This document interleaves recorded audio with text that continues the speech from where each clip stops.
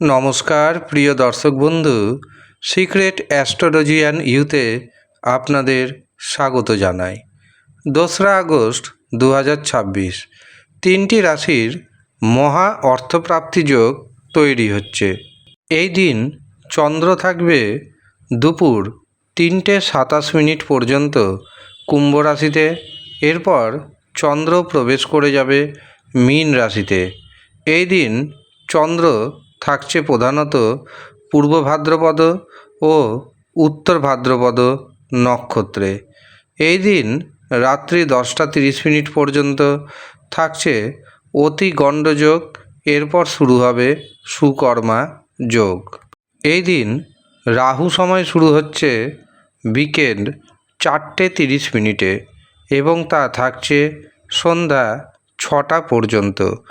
রাহু সময় যেহেতু দিনের সবচেয়ে অশুভ সময়, এই অশুভ সময়ে আপনি কোনো শুভ কাজ করবেন না, শুভযাত্রা করবেন না, কাউকে অর্থ ধার দিবেন না, ব্যবসাতে শেয়ার বাজারে অর্থ নিবেশ করবেন না, এমনকি যে কোনো গুরুত্বপূর্ণ কাজ রাহু সময়ে করবেন না।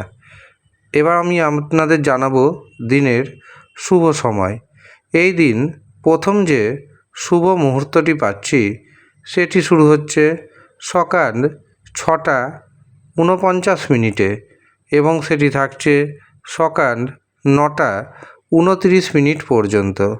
এরপর দুপুর 11:50 থেকে দুপুর 12:45 পর্যন্ত থাকছে অভিজিৎ মুহূর্ত। এই দিন অমৃত সময় শুরু হচ্ছে দুপুর 1:42 থাকছে দুপুর 3:30 পর্যন্ত। অতিরিক্ত শুভ সময় হিসাবে আমরা পাচ্ছি সন্ধ্যা 6:42 থেকে রাত্রি 9:30 পর্যন্ত।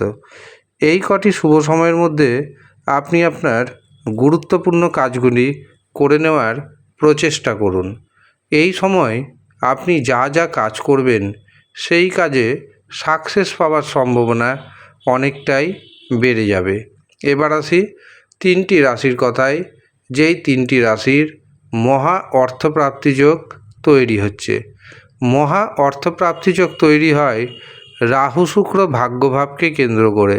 কাজেই আপনার জন্মছকে অথবা আপনার হস্তরেখায় রাহু শুক্র ভাগ্যভাব যদি শুভ অবস্থায় থাকে এবং নবগ্রহের মধ্যে শুভগ্রহের মহাদশা, অন্তর্দশা, প্রত্যন্তর দশার মধ্যে দিয়ে যদি আপনি পাস করেন, তবে নিশ্চিন্তে থাকবেন আপনার মহা অর্থপ্রাপ্তি ঘটবে।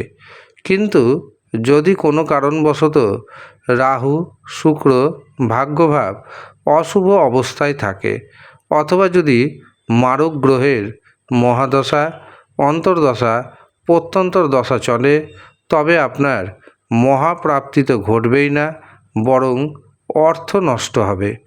রাশির নাম ম্যাচ করা সত্ত্বেও মহা অর্থপ্রাপ্তি ঘটবে না। কাজেই আপনি প্রথমে রাহু শুক্র ভাগ্যভাবকে শুভ করে নিন। তার জন্য পাওয়ার কবচ ধারণ করুন। যারা মনে করছেন এই পাওয়ার কবচ নেবেন, তারা নিচের দেওয়া নাম্বারে যোগাযোগ করে নেবেন। তবে মনে রাখবেন, আপনার যদি প্রয়োজন থাকে তবেই পাওয়ার কবচ নিন। যদি প্রয়োজন না থাকে তবে পাওয়ার কবচ নেবেন না। আপনার প্রয়োজন নেই তা সত্ত্বেও পাওয়ার কবচ নিচ্ছেন, তবে কাজ পাবেন না। কাজেই প্রথমে জন্মছক বিচার করান। যারা জন্মছক বিচার করাতে পারবেন না তারা হস্তরেখা বিচার করান। তারপরে প্রয়োজন অনুযায়ী পাওয়ার কবচ নেবেন। এবার আসি তিনটি রাশির কথায়।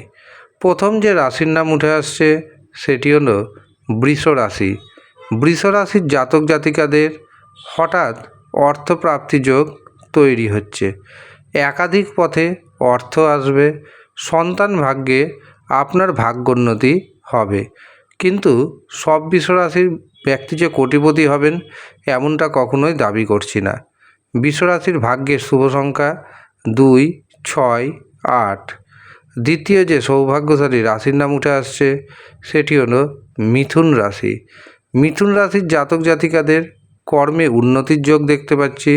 এছাড়াও দারুণভাবে ভাগ্যের সাপোর্ট পাবেন। ভাগ্যের সাহায্যে শেয়ার বাজার থেকে ফাটকা থেকে প্রচুর ধনপ্রাপ্তি ঘটবে। কিন্তু প্রত্যেক মিথুন রাশির ব্যক্তির যে মহা অর্থপ্রাপ্তি ঘটবে তা দাবি করছি না। যাদের জন্মছকে রাহু শুক্র ভাগ্যভাব শুভ অবস্থায় রয়েছে, অথবা যারা পাওয়ার কবচ ধারণের মাধ্যমে রাহুকে শুক্রকে ভাগ্যভাবকে শুভ করে নিয়েছেন, তাদেরই মহা অর্থপ্রাপ্তি ঘটবে। মিথুন রাশির ভাগ্যের শুভ সংখ্যা 1, 5, 8। তৃতীয় এবং শেষ যে সৌভাগ্যশালী রাশির নাম উঠে আসছে সেটি হলো মকর রাশি। মকর রাশির জাতক এবং জাতিকাদের আকস্মিক ধন প্রাপ্তির যোগ তৈরি হচ্ছে। গুপ্তধন পাওয়ার যোগ রয়েছে। শ্বশুরবাড়ির লোকজনদের দ্বারা অর্থনৈতিকভাবে আপনি যথেষ্ট উপকৃত হবেন। শেয়ার বাজার থেকে ফাটকা থেকে আপনার হাতে এসে যেতে পারে হঠাৎ করেই বড় অ্যামাউন্টের অর্থ। তবে প্রত্যেক মকর রাশির ব্যক্তির যে মহা অর্থপ্রাপ্তি ঘটবে তা কিন্তু নয়। কিছু কিছু মকর রাশির ব্যক্তির অর্থপ্রাপ্তি ঘটবে। মকর রাশির জাতক এবং জাতিকাদের ভাগ্যের শুভ সংখ্যা পাচ্ছি 3, 6, 7। এই হচ্ছে সৌভাগ্যশালী 3 রাশির জাতক এবং জাতিকা। আপনি কোন রাশির জাতক অথবা জাতিকা আমাদের কমেন্ট বক্সে অবশ্যই কমেন্ট করে জানাবেন।